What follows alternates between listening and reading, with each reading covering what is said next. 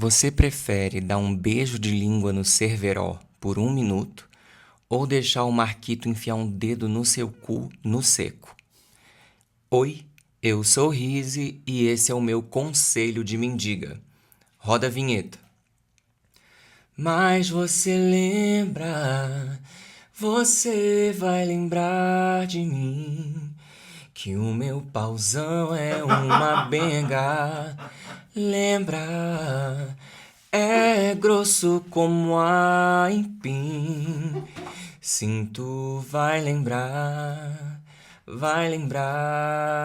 sim, que teu cu piscou pra mim. Esse podcast claramente não é recomendado para menores de 18 anos. Ouça seu critério, deixei para falar isso só depois. Ai, que bicho burro! Gente, bom, quero começar agradecendo. Eu fiquei muito contente com a recepção do podcast no primeiro episódio. Gostei que vocês gostaram da identidade visual, mas principalmente do conteúdo. Muitos comentários massa, de gente falando que salvou o dia, que esse podcast era tudo que precisava. E, gente, eu não imaginei que ia ser tão massa de cara assim. Realmente existe todo um pedaço aí, um público de pessoas a fim de ouvir uma parada longe dessa coisa enlatada e acelerada da internet. Eu fiquei muito feliz mesmo. Amei que vocês cataram a referência, né? Que eu sou um filho do John Waters com o David Lynch e o Luiz Fernando Carvalho. Fiquei gag, gente. Gag della Nat Natini Natili Mericibelli Bod Leona de Boda de Gasparri Pump della Tustuani. Muito obrigado, tá? Obrigado pelos comentários, obrigado a todo mundo que avaliou o podcast. Aliás, se você tá ouvindo e ainda não deu 5 estrelas, dê. E você que tá ouvindo no YouTube, deixa um comentário, deixa um like, aquele babado. Tá bom? Antes da gente trepar no assunto, eu queria indicar pra vocês uma série que eu acabei de assistir. Talvez muita gente já tenha assistido, mas foda-se. É Sharp Objects. Eu vi esse nome, tá? Na Max. Eu não vi como é que é o nome em português. Com a Amy Adams e o meu gostoso do Chris Messina. É muito bafo. É de suspense. Suspense com terror, assim. Gente, é muito foda. Muito foda. Demorei pra ver e, enfim, só tem uma temporada. Ela é fechadinha, perfeita. Aí agora eu tô assistindo Cris Miró, a história da mulher trans da Argentina que revolucionou o entretenimento, a mídia, o teatro de revista nos anos 90, também é da Max. E tem uma pegada parecida com Veneno. Veneno, se você não assistiu, não fala nunca mais comigo. Veneno é a história da Cristina Veneno, que é a travesti mais famosa da Espanha, que também assim virou a Espanha de cabeça para baixo nos anos 90. Essa é uma das séries que eu mais amo na vida, é uma obra-prima do começo ao fim, é uma obra-prima. Também tá na HBO, tá? É curta, eu acho que são 8 episódios. E é a melhor coisa do mundo, já assisti 4 vezes. No momento eu estou lendo o livro Rinha de Galo. Gente, maravilhoso! Quem gosta de horror e suspense é muito foda. É de uma escritora equatoriana. As equatorianas estão bafo, né? As latinas no terror são tudo. O Equador já produziu a minha autora favorita contemporânea, que é a Mônica Ojeda. E agora tô lendo Rinha de Galo. Esqueci o nome da autora, o livro tá lá na sala. Quanto aos dias de postagem, eu acho que vamos fechar em quarta-feira. E aí, quando não tiver legal, eu deixo um aviso aqui. Mas eu gostaria de tentar, pelo menos, manter a quarta-feira. Tá bom, caralho? E valeu a pena, gente. Eu fiquei muito feliz mesmo com a recepção. Muito obrigado. Meu primeiro conselho de mendiga hoje é que, no fim das contas, ser fiel a si mesmo, né? E acreditar na sua autenticidade sempre vale a pena. It pays off. Eu fiz pra ser uma parada trash, uma parada muito pra mim e como quase tudo na vida, né? Eu tenho um imã com essas coisas feitas na base do moda caralho, foda-se, e seguir a autenticidade sempre vale a pena. Valeu a pena! E sou chupador! Hoje, vamos tomar água. Comentaram também que esse podcast vai ser de muita serventia para o pessoal se hidratar. Beba água agora. Ai, molhar minha guerra para lubrificar minha prega. Então tome água, expulse as pedras do seu rim pela sua xoxota. Se hidrata aí, gente. Tô na luta também. Hoje nós vamos falar de memória. Eu tava doido pra fazer esse episódio. Primeiro porque o primeiro episódio já foi, né? Já me apresentei, agora a gente pode ir direto pro babado de discorrer sobre um tema. E esse tema é algo que me fascina, gente. Eu tenho uma relação muito doida, mágica e intrigante com a memória. Que bom, né? Eu sou ator. Se eu não tivesse memória boa, eu tava fudido. Embora seja contraditório, porque eu não lembro o que eu comi ontem, mas eu posso lembrar a blusa que uma pessoa estava usando quando eu a conheci. É muito doido. Eu lembro de coisas específicas, assim, e da minha infância, adolescência. Caralho, eu lembro, assim, com uma riqueza de detalhes muito louca. O que é a memória? Tu sabe me responder? Deixa eu dar um pigarro de Nair Belo, minha pombozeira, enquanto tu pensa. O que é memória? Bom, partindo do basicão, né? Do conceito Aurélio e do dicionário, do que vem na cabeça, acho que de todo mundo. É a nossa capacidade de armazenar, conservar, recuperar informações, experiências, né? Lembranças, conhecimentos, lembrar as coisas que a gente já viveu, a capacidade que uma pessoa tem de recordar os acontecimentos, pessoas, lugares, sentimentos ou informações do passado. Então, sintetizando o conceito, memória é o conjunto de lembranças que constitui a história e a identidade de uma pessoa, tá? Ai, caralho, que tá falando sério, meu Deus! Um pito? Fuma, puta, fuma. Pita, puta, pita. Pita, puta, pita. O que eu quero propor hoje é o seguinte: a gente falar sobre esse babado, mas eu pensei em fazer assim, ó. Entre um tópico e outro, eu vou compartilhar uma memória minha que me faz rir.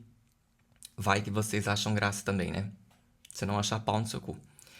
Tem coisas que fazem cócegas no meu espírito, gente, sempre que eu lembro. Então, enfim, né? Eu vou contar. Qualquer coisa, o Júlio tá aqui atrás de mim e acha graça até de qualquer coisa. Não, mas eu acho que são bem engraçadas. São memórias que sempre que eu conto, as pessoas... E são tão bestas. Enfim, vamos lá. Ai, Júlio, tá bocejando, tá enfadonho? Eu tô te entediando, caralho. Vai. Hoje não vai ter cu. Pensar em memória, acho que no senso comum a gente sempre associa ao passado, né? A gente também pensa nas formas que a memória se manifesta. Vamos do basicão aqui no começo, tá? Por exemplo, memória olfativa. Essa é a minha total. A minha relação com cheiro é uma coisa inexplicável. Se eu sentir, por exemplo, o cheiro do perfume Crisca da Natura, eu lembro do cu da Dona Terezinha que morava na rua de trás. A louca. Eu volto pra minha infância. Imediatamente pra minha infância, gente. O cheiro também daquele produto de limpeza que é uma pasta rosa, sabe? É restos de candidíase. Uma pastinha rosa que vem num pote. Ou de flúor. Eu volto pra escola primária, que a gente tinha o dia de escovar os dentes com flúor. Podia aplicar na Europa, né? E a pasta rosa também. E se eu sentir cheiro de pinguela, imediatamente eu penso em felicidade e plenitude. Beba água. Vamos beber água, mais um golinho.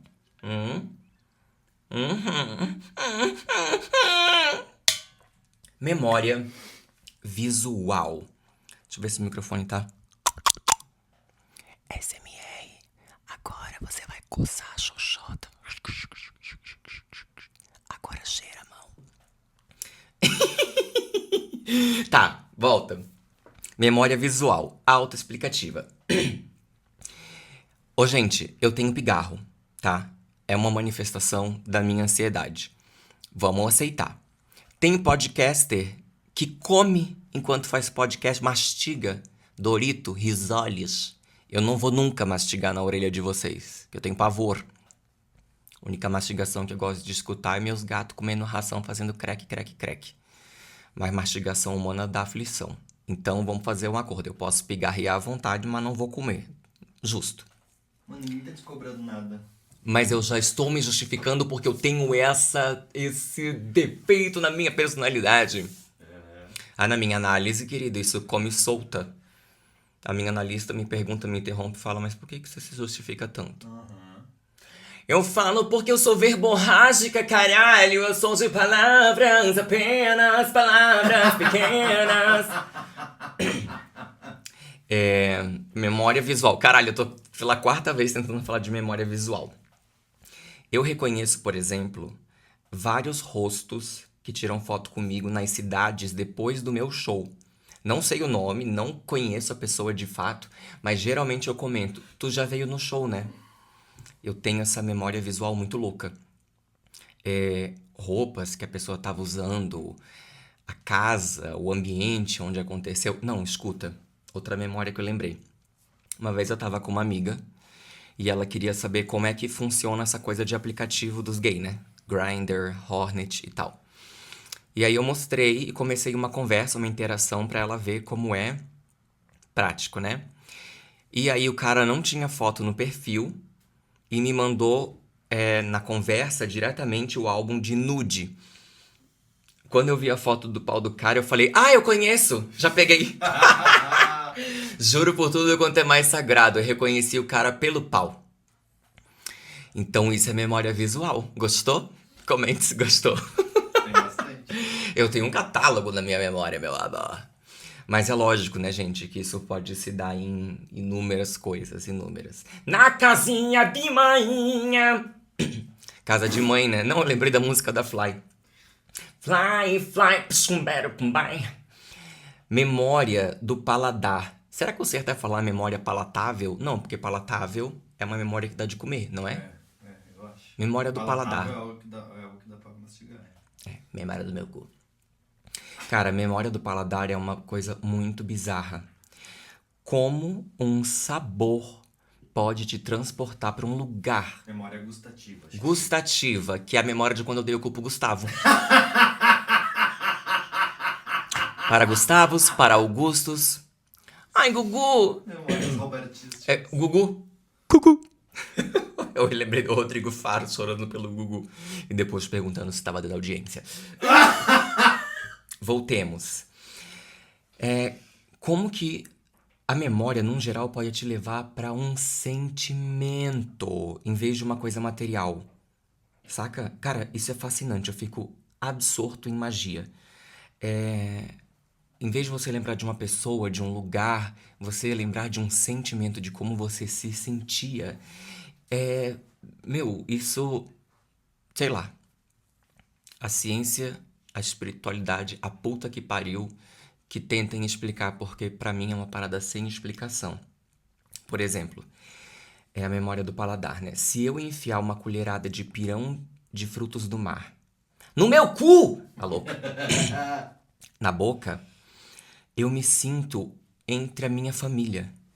Eu sinto o que eu sinto quando eu tô nas festas da minha família no inverno, enquanto a gente tá comendo pirão de frutos do mar, aquela peixada, o próprio cheiro de... Muita raiva, intriga. A louca. Não, eu lembro da gente cantando Vem desfrutar do amor de Deus.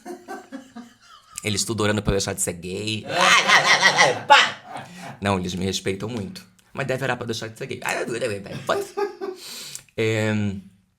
Comer frutos do mar, pirão de frutos do mar ou caldeirada de peixe me faz sentir entre a minha família ou sentir o que eu sinto quando eu tô lá.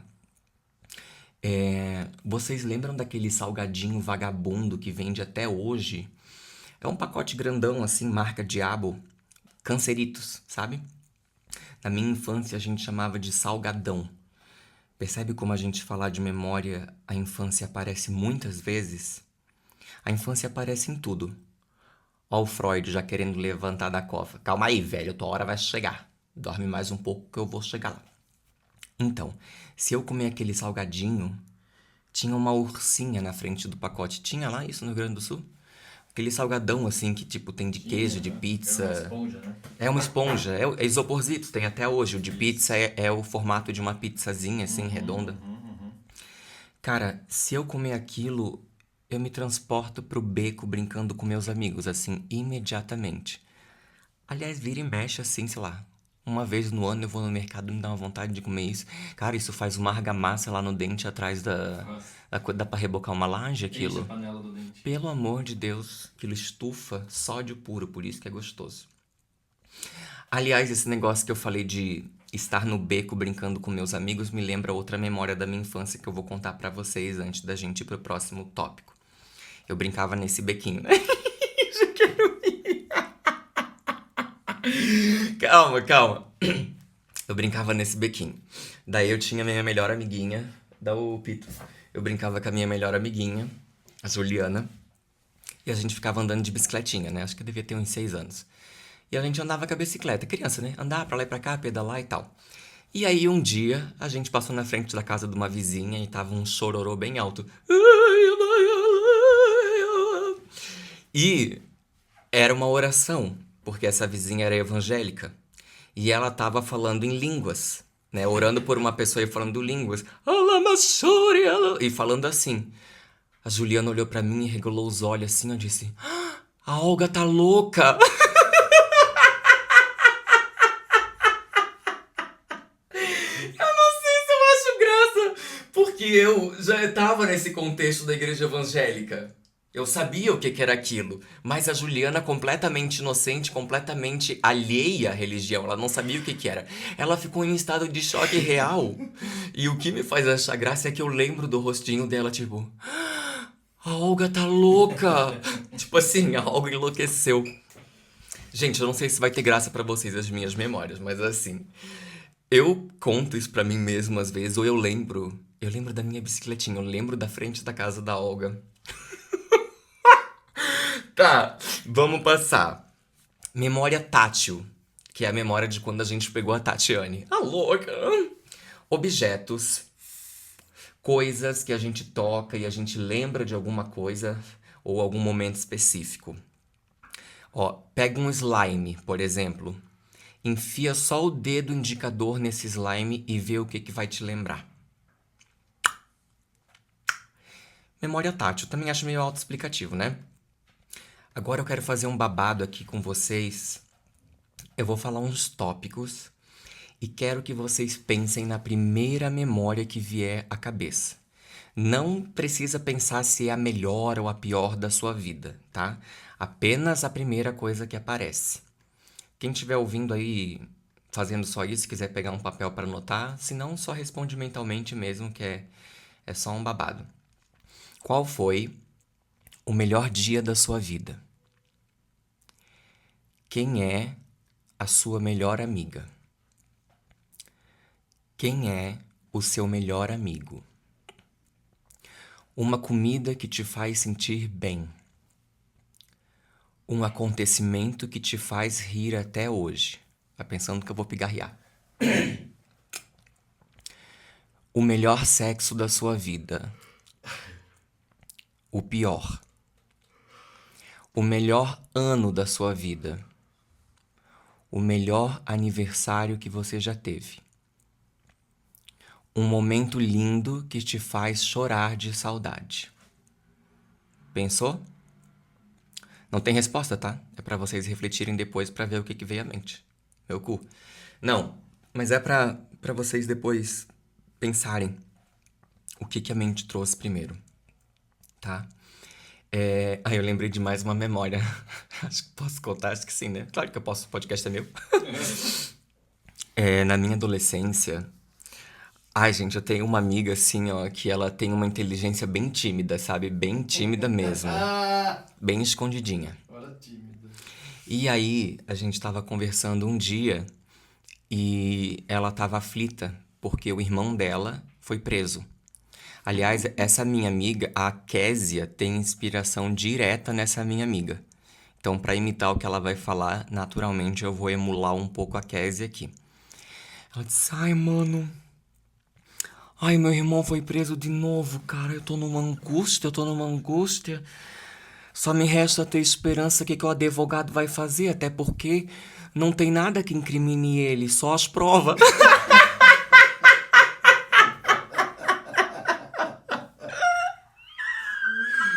Ai, eu amo essa história. Não tem nada que incrimine ele, só as provas, gente. As provas não são necessárias, não são suficientes pra incriminar alguém. Beba água. Eu amo essa memória. Vira e mexe, ela vem à minha mente e eu volto, gente. Eu volto pro lugar e eu... Ela ficou puta porque na hora eu caguei de rir. E ela ficou embucetada, né? Porque ela tava falando de um tópico super sensível. Mas enfim. Tem uma frase do David Lynch, que é um dos meus diretores favoritos. Ai, meu Deus, essa bocejeira. Meu Deus, mas não posso? Ai, tá me incomodando. Do David Lynch, no filme Lost Highway, que diz assim, já traduzida: eu gosto de lembrar das coisas do meu jeito, do jeito que eu me lembro delas, não necessariamente do jeito que elas aconteceram. Cara, gente, eu vou ler de novo. Eu gosto de lembrar das coisas do meu jeito, do jeito que eu me lembro delas, não necessariamente do jeito que elas aconteceram. Isso, cara, essa frase é incrível. O que já me leva para o próximo tópico, porque para o Freud, a memória não é um registro fiel dos fatos. Ela é uma construção subjetiva, moldada pelo desejo, pelos traumas e pela fantasia. Entende? Para o Freud, a gente não lembra o que aconteceu. A gente lembra uma versão que a nossa psique conseguiu suportar. Um conceito importante do Freud é o de lembranças encobridoras. Eu não vou saber falar a porra do nome em alemão, que são memórias aparentemente banais da infância, mas que na verdade escondem ou substituem acontecimentos emocionalmente importantes.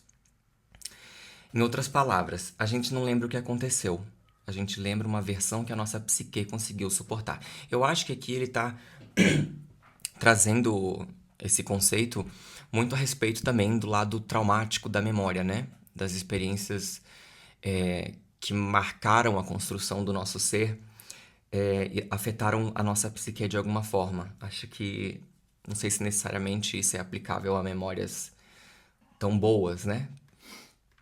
Porque a ideia de que a psique precisou suportar alguma coisa, para mim, pelo menos, pressupõe uma experiência mais densa. Mas vou aplicar aqui num exemplo de como eu entendo esse conceito. Coisas que foram traumáticas para mim e que hoje eu conto rindo, né? Porque o humor é o meu ajuste existencial, já falei, né? Naturalmente, é possível que o humor seja também uma forma de defesa minha. Eu não acho que eu construí essa minha identidade palhaça para me defender, ela sempre esteve em mim, mas em algum momento, conscientemente, eu usei a meu favor. Por exemplo, eu tava na sala de aula um dia, agora é uma memória traumática, tá? Mas fica tranquilo que não vai pesar. Vocês vão rir. E em uma discussão com uma colega minha, não sei o que a gente estava brigando, por que razão, e nos levantamos já bastante exaltados. E ela disse, não sei o que, sua borboleta, pra me chamar de viado. E aí ela me atingiu num lugar, né, que as pessoas riram da minha cara. Me chamar de bicha, viado, naquela época, era exatamente o meu tendão de Aquiles. E aí eu respondi rapidamente, e o teu vô, aquele carroceiro? Porque... É porque o vô dela catava reciclável. E se eu chamasse ela, eu não sei, nessa época faziam bullying comigo e eu fazia bullying com outras pessoas como uma maneira de me defender ou de causar dor. Sabe a história do quando o sonho do oprimido é ser o opressor? Meio que por aí. E eu precisava pegar num ponto dela que doesse tanto quanto doeu em mim ser exposto na sala inteira. Então, eu lembrei que o vô dela catava reciclável, supus que isso pudesse ser humilhante pra ela, porque pré-adolescência, né? Um bando de idiota. E aí ela começou a chorar. Eu me senti muito mal, mas foi o jeito que eu pude me defender. E essa memória, apesar de muitas vezes eu ter lembrado dela com muito remorso, porque eu não queria ter feito aquilo, eu não queria feri-la, eu não queria tê-la feito passar vergonha, eu acho que hoje eu rio dessa memória porque é um ajuste de como a minha psique pode suportar essa memória sem que eu alimente esse remorso, entende? Até teve uma vez. Sabe a minha música Memos? Que termina assim: Tu me amaste primeiro, e eu morri de amor por ti hoje mesmo. Um dia a Violeta tava lá em casa, do mais absolutamente absoluto nada. Ela sabe essa história, né? Nós em silêncio, eu cozinhando, ela no sofá, e do nada ela solta assim: Tu me xingasse primeiro, e eu chamei o teu vô de carroceiro. Eu passei mal. Cara, eu cheguei a perder a força das pernas nesse dia. Então é isso, sabe? A gente ri, a gente vai ajustando a memória traumática, não necessariamente com humor, né? Mas vai ajustando de uma forma que a nossa psique consiga suportar. Eu acho que essa é a ideia, um exemplo do que essa ideia do Freud pode vir a ser. Outra coisa que ele fala, né? As histéricas sofrem principalmente de reminiscências. Histéricas aqui tá no feminino, né?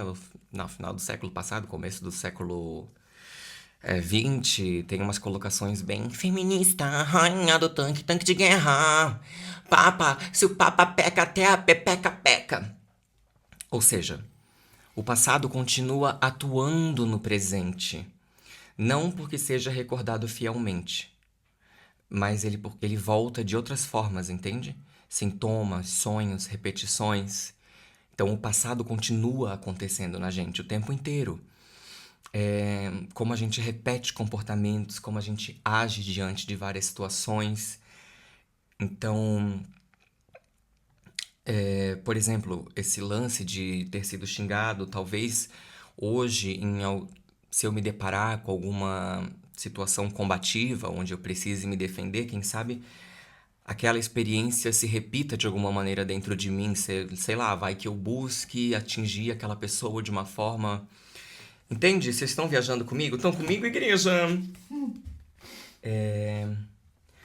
Aliás, sobre isso que o Freud fala do. Tereza vai subir. Sai, Tereza. Tereza era uma menina linda que vivia na igreja. E no final da carta estava escrita Bem-vinda ao mundo da AIDS. Tira ela aí pra mim. Ainda nessa ideia do Freud, de que o passado continua atuando no presente, eu me lembrei de um trecho de Um Sopro de Vida, da Clarice, que é a minha escritora favorita, vocês estão cansados de saber, que diz assim. É isso que ela diz. Obrigada, tchau, até o próximo episódio. Olha lá. Depois que vivo, é que sei que vivi. Na hora, o viver me escapa. Sou uma lembrança de mim mesma. Só depois de morrer, entre aspas, é que vejo que vivi. Eu me escapo de mim mesma. Às vezes eu me apresso em acabar um episódio íntimo de vida para poder captá-lo em recordações e para, mais do que ter vivido, viver. Um viver que já foi, deglutido por mim e fazendo agora parte de meu sangue. Pera aí que eu fico sempre embaçado lendo essa ideia do presente continuar atuando, para mim, me traz muito para esse texto. Até porque, vamos pro próximo tópico. Vamos beber água? Vamos beber água. Vamos beber mais água.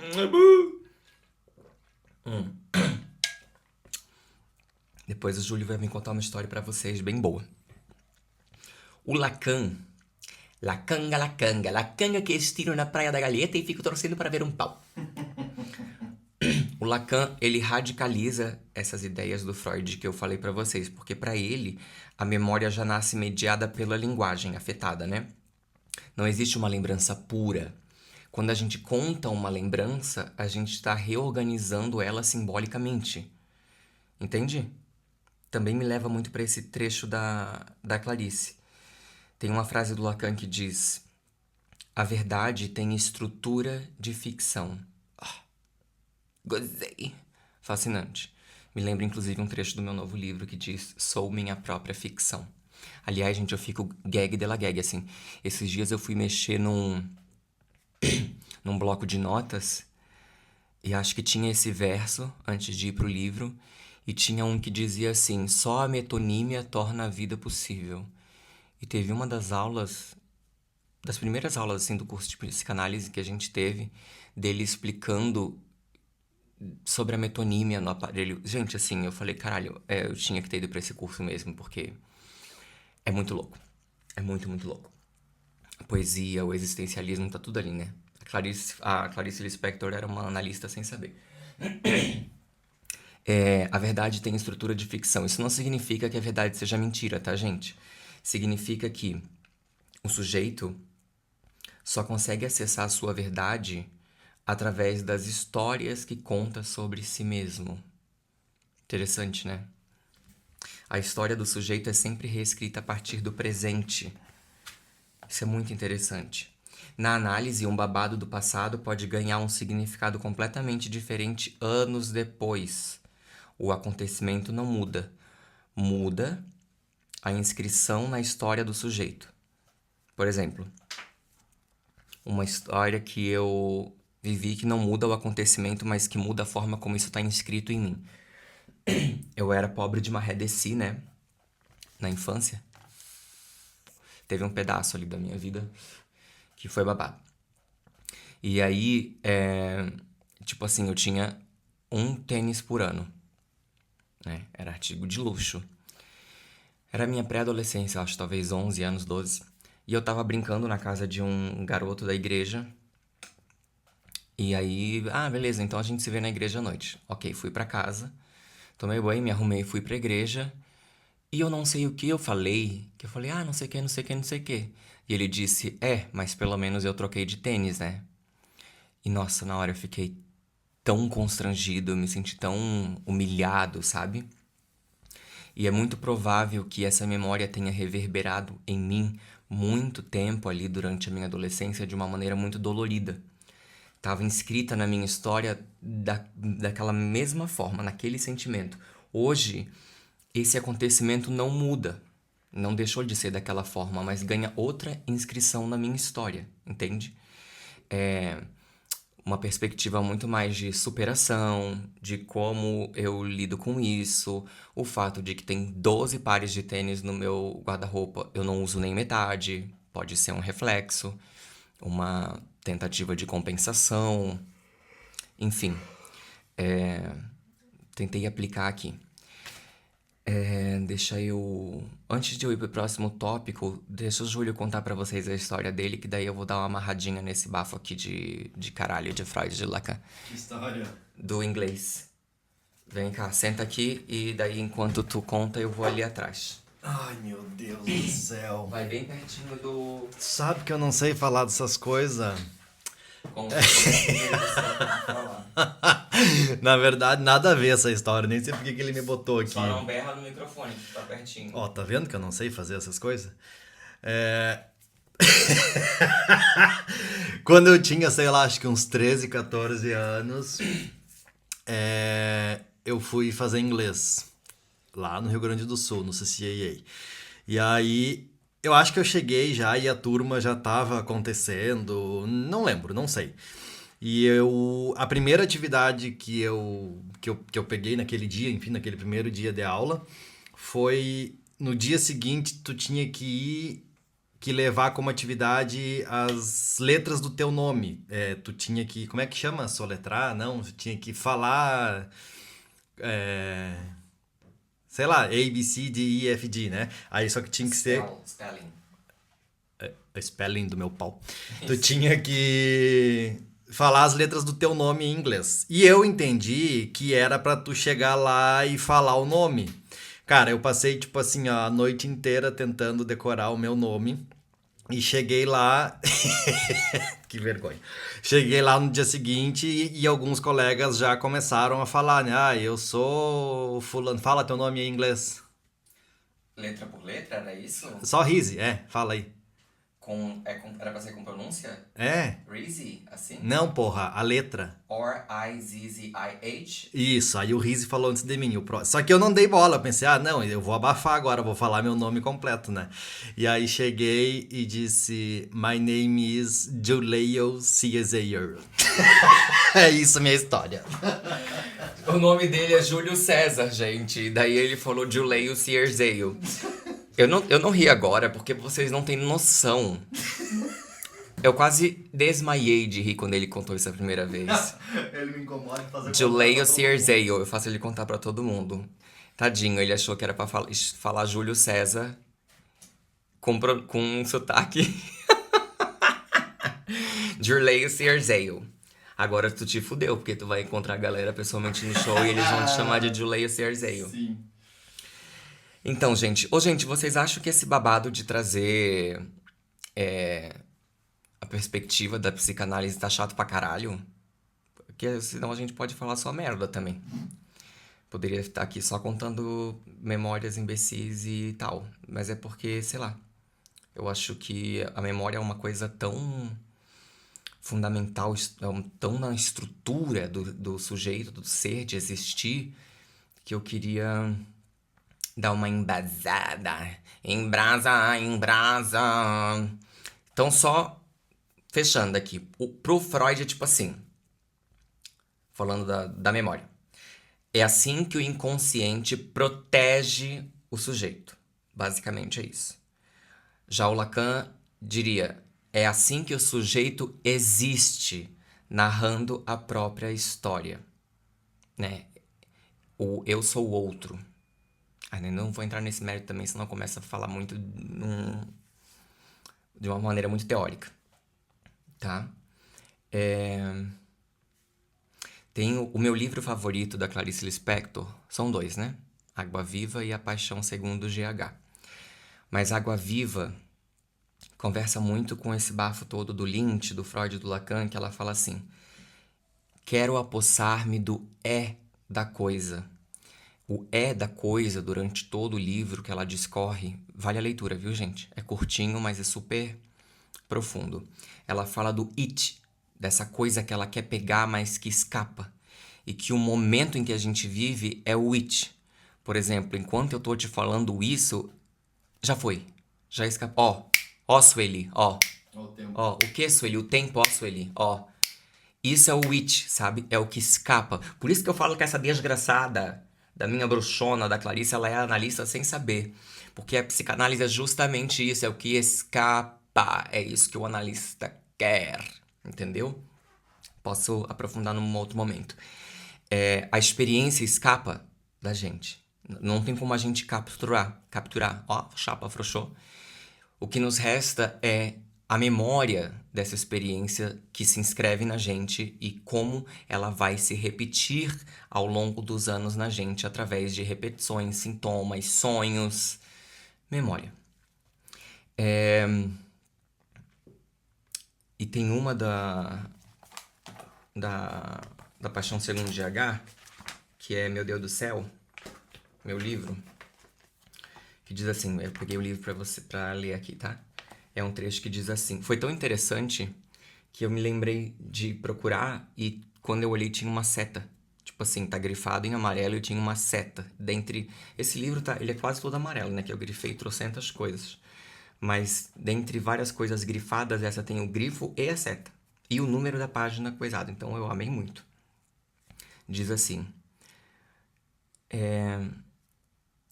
Vou ler o que tá antes da seta. Quero saber o que mais. Quero saber o que mais, ao perder, eu ganhei. Por enquanto não sei. Só ao me reviver é que vou viver. Agora o trecho que eu grifei. Vou criar o que me aconteceu. Só porque viver não é relatável. Viver não é vivível. Terei que criar sobre a vida. E sem mentir. Criar sim, mentir não. Criar não é imaginação. É correr o grande risco de se ter a realidade. Entender é uma criação, meu único modo.